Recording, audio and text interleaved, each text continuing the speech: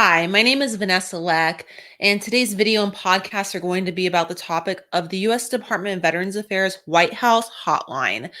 I'm doing a video about this and a podcast about this to raise awareness, and I hope it stays because it's actually one of the only good things about the U.S. Department of Veterans Affairs that I have discovered ever. And unfortunately for me, I have more experience with this organization than I ever wanted, to say the very least. So the VA White House Hotline, for those of you that don't know, was designed in recent years to basically hold the VA accountable, the Veterans Affairs Organization accountable for something, anything, and to help people in the military community, military veterans like myself, basically receive assistance if and when needed when things were not being addressed properly at the U.S. Department of Veterans Affairs, which anyone that knows anything about the U.S. Department of Veterans Affairs knows that's quite frequently, okay?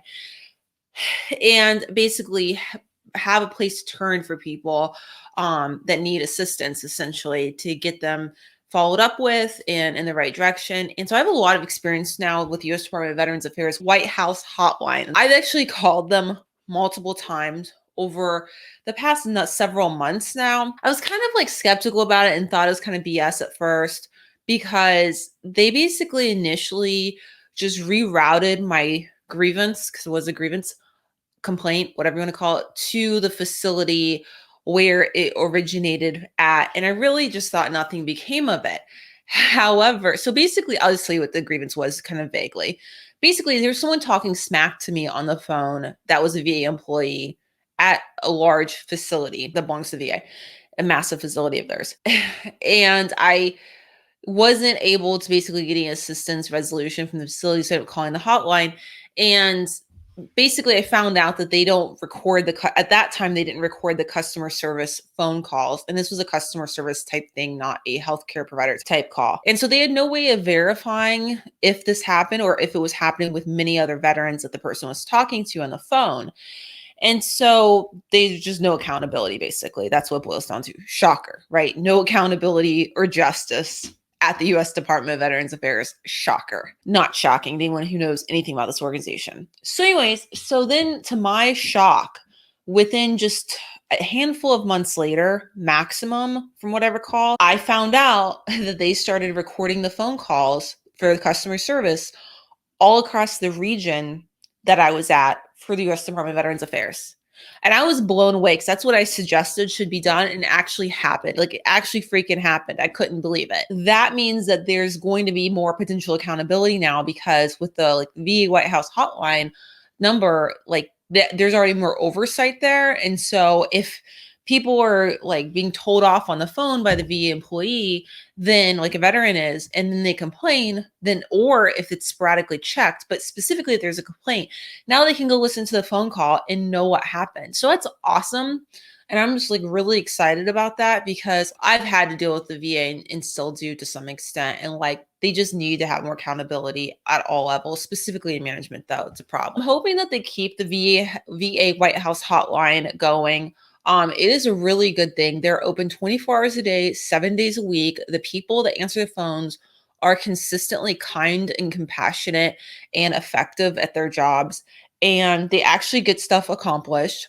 I have been assisted personally by this hotline, and I've seen how they actually seem to get things done. So, I mean, moving forward, I think that it's a really good thing. I hope they keep it. I hope it doesn't get watered down somehow, its efficacy, if you will, or effectiveness, whatever you want to call it. And I hope it keeps working out. And I am nervous anytime I see anything good happening with the VA that's just going to be taken away or discarded, and all the garbage is going to be kept. There's so much just money wasted on paying bad managers at the VA. You have no idea. And, if they want to save some money, they could fire thousands of managers at these facilities nationwide, and they could save money that way, because there's plenty of bad VA managers that could certainly be terminated and make the lives of veterans like myself a lot better. Okay. So I hope the VA White House hotline continues onward. If you're a military veteran and you've used it, let me know what your experiences have been in the comment section below. Know that this is public information. If you're listening to a podcast, you can leave a voice message and it could be featured on another episode potentially.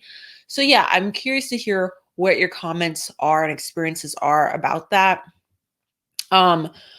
I plan on doing another video. I plan on doing a bunch of US Department of Veterans Affairs videos. I was actually years ago had a successful YouTube channel where I had a bunch of YouTube videos about VA on there.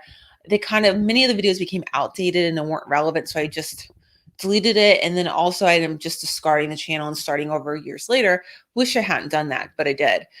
So anyways, I have been dealing with my own situation with the VA right now, and I went to see a certain type of healthcare provider at the VA recently, and I happened to get in my medical record for my own reasons, and I happened to see they made a disparaging comment about me, which I'm never going to repeat because it's so bad. And so they also had a lot of inaccurate information about me too. And so I'm in the process of getting all of that updated. I actually called the VA White House hotline about that as well, because I just wasn't being followed up with appropriately by the facility, and I didn't feel like their facility was taking it seriously at all. And I don't think that they were. And so I'm in the process of getting that corrected on my medical record now and getting the disparaging comment removed from that healthcare provider by that healthcare provider from my medical record. And if I finally figure out how to do this, which I'm confident I will, once I figure it out, I'm probably gonna do a video on how to locate your medical record at the VA online, and then how to basically dispute what's in the medical record if there's something that's not correct, or you've been basically a victim of some person at the VA making a disparaging comment about you in your medical record, and basically how to dispute that at the US Department of Veterans Affairs, and basically like how I got it done for myself. So I haven't accomplished this yet, but it's in the works. And once I do, I'm going to do a video on that so everyone else can know and be educated about how to take care of that for yourself. And, I just encourage everyone that is receiving any kind of healthcare services at the VA to start reading their medical record immediately. I mean, I've never had anyone make this kind of disparaging comment about me ever in any medical record ever. And so, I mean, these problems I feel like are just unique to the VA. Like, I just don't know if anywhere else this happens. And also just makes me feel like many of the people that work at the VA have just no respect for military veterans at all and the military community, and just don't care, and are not invested whatsoever. I have primary care that I've received at a local community based outpatient clinic, CBOC, and they're fantastic. The entire team, totally fantastic, totally professional.